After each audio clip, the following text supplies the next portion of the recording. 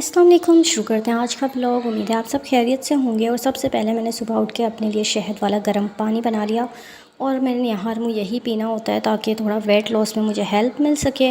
और उसके बाद आटा मैंने फ्रीज़र में रख दिया था और मुझे याद नहीं था कि पहले से निकाल लूँ। सुबह जब मैं 6:30 बजे उठी तो मुझे याद आया कि आटा बाहर रखना है और रोटी के दाने में सुबह परिंदों को डाल देती हूँ।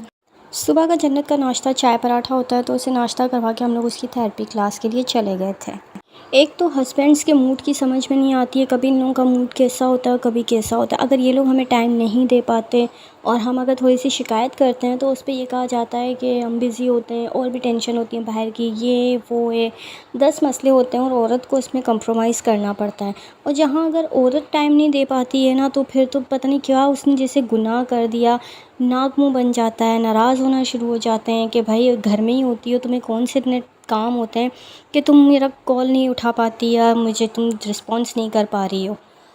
इन सारी बातों पे अगर हस्बैंड नाराज़ हो जाएं और फिर ये कि हम मैसेज कर रहे हैं तो रिस्पॉन्स नहीं मिल रहा हमें, थोड़ी सी एटीट्यूड आ जाता है ना इन लोगों को भी।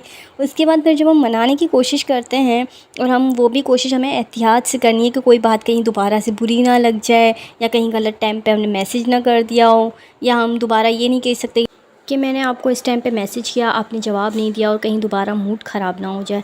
तो कम से कम ये सोचना चाहिए कि औरत भी इंसान होती है, उस पे भी घर की ज़िम्मेदारी होती है। सुबह बच्चों को देखना, पूरा दिन घर का काम होता है, और जिनके हस्बैंड बाहर रहते हैं उन लोगों की लाइफ थोड़ी टफ़ होती है, और वो अगर उनको सेपरेट रहना हो तो सब कुछ खुद ही आपको मैनेज करना होता है। लेकिन बस बात वही आ जाती है ना कि हस्बैंड वाइफ का रिलेशन ही ऐसा है कि खुद ब खुद एडजस्टमेंट सेटलमेंट हो जाती है, और ना करें ऐसा तो फिर काम नहीं चलता है।